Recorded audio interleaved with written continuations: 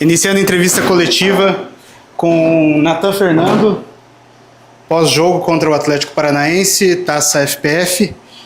Natan, foi um jogo de recuperação, 2 gols aos 42 minutos, mas também de muita confusão por parte de terceiros, né? Eu queria que você desse um panorama geral do jogo mesmo. Boa tarde, né? Sabíamos que ia ser um jogo difícil, né? Apesar de ser uma equipe sub-20, sabíamos da dificuldade que ia ser.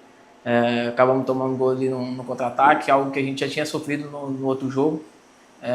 Acho que conseguimos recuperar, mesmo que tomamos 2-0, mesmo assim a gente conseguiu manter a cabeça no lugar, buscar um empate que é de suma importância para a sequência do campeonato. Então, Natan, o poder de reação chamou atenção, né? Os 2 últimos jogos, o Cianorte que vive um momento diferente de sair atrás do placar e ter esse poder de reação, né? Vocês levaram 2-0 e conseguiu, já nos minutos finais da partida, reagir e conseguir chegar a um empate e teve chances, oportunidades até de virar o jogo ali no finalzinho da partida. Qual que é, né, para você aí, esse gás a mais, esse poder de reação do Cianorte nesses 2 jogos que aconteceram? Eu acho que nem é questão do gás, temos qualidade para sair jogando, para sair ganhando. Infelizmente nesses jogos a gente vem pecando muito, né, transição, a gente acaba sofrendo o gol. Mas ali dentro do campo a gente manteve a tranquilidade, falamos que a gente poderia buscar, tanto é que a gente fez o primeiro gol e a gente falou ainda que o time deles se sentiram, e logo em seguida conseguimos o empate e podíamos ter saído com a vitória. Muito se falou durante a semana, né, do Atlético usar esse time alternativo, sub-20, sub-23 ali. Na primeira partida eles até usaram 4 jogadores do time principal e aqui para a Cianorte veio apenas com um jogador do time principal. Dentro do campo a gente vê que não tem muita diferença disso, né, Natan? Qual que é também a forma de jogar durante a semana? Como que é o ponto de vista do seu ponto de vista em relação a esse time do Atlético que veio aqui com o Benito Bairro? Cara, independente de ser sub-17, sub-20, a gente trabalha em cima do adversário e sabe que vai ser difícil, né? Hoje em dia no futebol é muito igual, então a gente trabalha e a gente tenta buscar o melhor para a gente conseguir a vitória. Iniciando a entrevista coletiva com o presidente Gustavo Carmo do Cianorte FC SAF.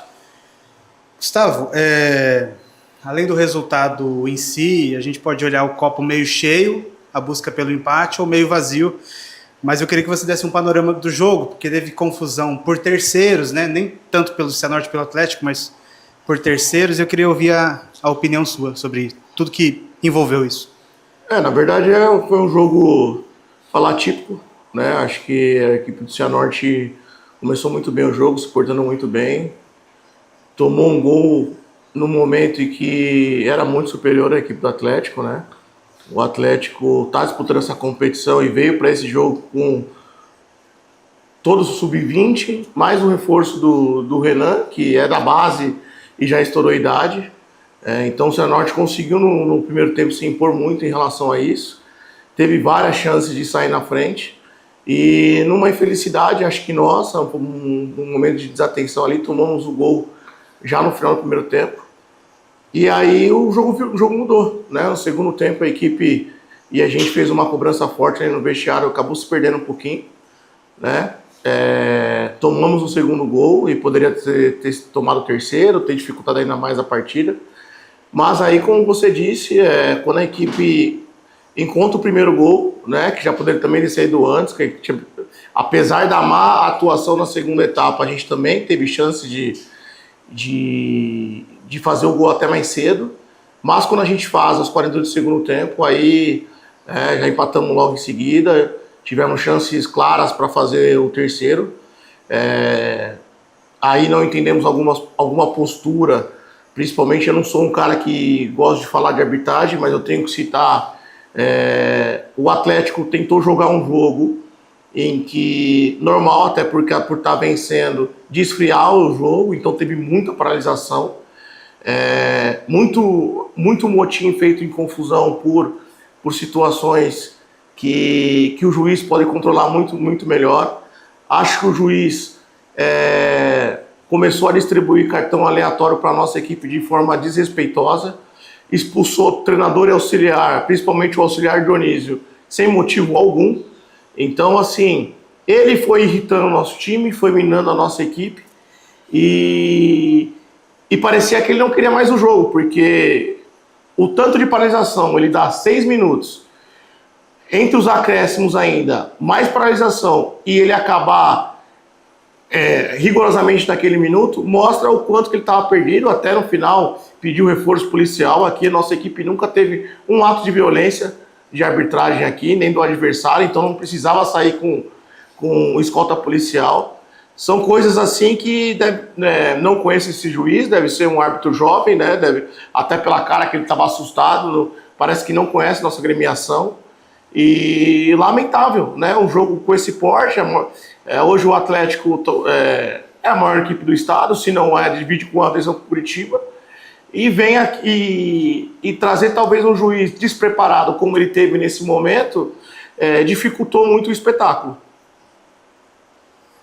O Carlos, só para a informação, né, ele tem 38 anos, ele é da nossa vizinha, né, de Moreira Salles, conhece muito bem a cidade de Cianorte, mas não dá para entender, né, a gente de fora também, o pessoal na cabine, não conseguiu entender muito o critério que ele adotou contra o Cianorte, né, mas alguns lances ali, até os jogadores do Atlético tentou ir para cima com faltas, e ele não dava, né, dava ali o segmento de jogo.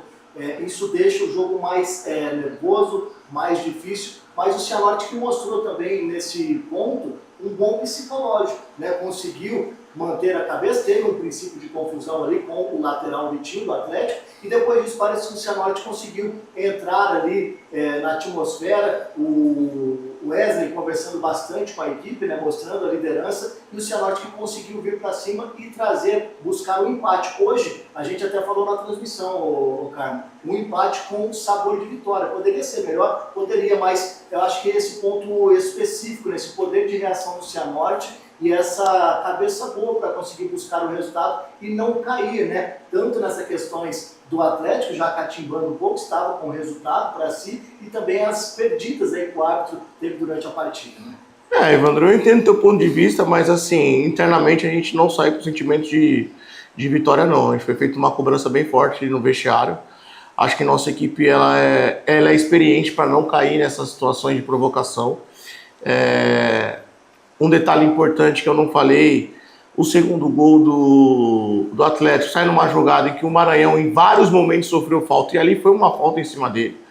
E o juiz não quis parar o jogo, sendo que situações com muito menos intensidade do Atlético Paranaense, ele estava marcando falta. Então, assim, para nós, realmente, buscar um resultado, ele é importante, não da forma como foi, do que a gente imaginou pré-jogo, né? Acho que a gente tinha e tem totais condições de vencer esse Atlético Paranaense, né? Era uma oportunidade única de fazer mais um grande jogo com uma camisa tão pesada, porque não interessa se eles vêm com 20, o principal é o Atlético Paranaense, e o Cianorte se preparou para fazer um grande jogo. Então, assim, a gente lamenta realmente não ter a vitória. Lamenta, de novo, essa questão da arbitragem, que é revoltante, né? Até lembrando nos acréscimos a situação do Barcelos, que ele dá um cartão amarelo onde há um tranco, ele pode entender que não houve falta, que na minha opinião houve falta, porque o jogador do Atlético até toca na bola embaixo, mas ele derruba o Ronald Barcelos em cima com uma força desproporcional. E ele, ao ver o contato, ele estava perto, então se teve contato, não teve simulação, e ele dá um cartão amarelo para o jogador. Então, assim, acho que ele se perdeu muito em relação a isso, e é importante a gente deixar isso claro, mas também não podemos colocar só na conta da arbitragem. Acho que nossa equipe poderia ter feito uma exibição muito, muito melhor, né? Iniciou a partida para isso, já aconteceu isso no jogo passado contra o Batel, que nós começamos bem e deixamos o Batel virar o jogo, e depois conseguimos a virada, mas não vai ser sempre que a gente vai conseguir isso. Então é importante a gente trabalhar essa situação com os jogadores, né? Fazer nossa meia-culpa e evoluir, porque daqui a 15 dias nós temos o Cascavel, valendo, quem sabe, a liderança, e nós temos totais condições, fazendo esses ajustes, de vencer o Cascavel fora de casa e terminar essa fase em primeiro lugar. Você já mencionou, né, daqui 15 dias, porque o Cianorte folga agora na próxima rodada, né? E qual que é esse tempo, o que esse tempo vai também conciliar para o Cianorte para enfrentar o Cascavel daqui 2 semanas, Carlos? Olha, a gente se reapresenta a partir de segunda-feira e aí a gente começa a fazer o planejamento, né? Falar agora já, né? Depois do jogo tão quente, ainda os ânimos não... a gente ali dentro, a gente só fez uma cobrança do que a gente espera, né? Não nos planejamos ainda para falar sobre a semana que vem, mas nossa ideia é assim, até porque a gente vem de uma batida muito forte. A Série D já emendou junto com a Copa Paraná, nós devemos treinar até perto do fim de semana, depois liberar os atletas para poderem também dar um respiro e depois voltar na semana que vem com todo o gás para que a gente corrija os erros, né, que a gente vem tendo dos últimos 2 jogos e possa, né, voltar a ter as exibições que a gente teve na Série D, voltar às exibições que a gente teve no primeiro jogo da competição frente ao Nacional. Acho que temos uma equipe super qualificada, os atletas já mostraram durante a temporada que tem uma excelente capacidade. Basta agora a gente fazer ajustes, que é normal também, e se preparar firme e forte para o Cascavel, né, o clássico local, e que a gente tem totais condições, como eu já disse, de vencer a partida. Carlos, quando você cita em ajustes, esses ajustes dentro da equipe ou ainda tem a possibilidade, ainda no decorrer da temporada, de chegar mais algumas peças aqui no Cianorte? Olha, isso a gente vai conversar na representação, né? A princípio, estamos satisfeitos com o elenco que nós temos. Óbvio que se nós tivermos oportunidade, se tiver boas oportunidades de mercado, não vamos fechar as portas, né? Até porque há muitos atletas pedindo oportunidade, né? Vários campeonatos já se encerraram. Nós temos um planejamento já pensando também em 2026, então se a gente tiver uma oportunidade onde tem um atleta e que a gente acha que vai ser útil também para a temporada seguinte, a gente pode sim reforçar essa equipe. Gustavo, até falando do elenco, queria que você falasse sobre isso, 2 jogos com mudanças pontuais que o técnico Ferro fez, surtiu efeito. Falasse um pouquinho então dos suplentes da equipe do Cianorte, do bom elenco do Leão do Vale. Acho que o bom elenco vem mostrando durante toda a temporada, né? Isso foi uma das coisas mais especiais que a gente teve na Série D, né? A montagem do elenco, a forma como a gente alterou durante a competição, até de desenho táticos, e temos atletas muito qualificados, né? Hoje, por exemplo, a gente vale lembrar que Nicolas e Belé ficaram fora por incômodos musculares, mas daqui a 15 dias vão estar de volta, que são jogadores super importantes. Outros jogadores, como você mesmo disse, o Ferro tentou, nesses 3 jogos, oportunizar vários atletas, e vários atletas que foram oportunizados deram a conta do recado. Então eu acredito que o Cianorte tem sim um elenco super qualificado. Obviamente, como eu disse, se nós tivermos oportunidades de mercado, até pensando já em 2026, com certeza, né, a gente pode fazer algum tipo de ajuste, porque é importante sempre observar e fortalecer se há necessidade.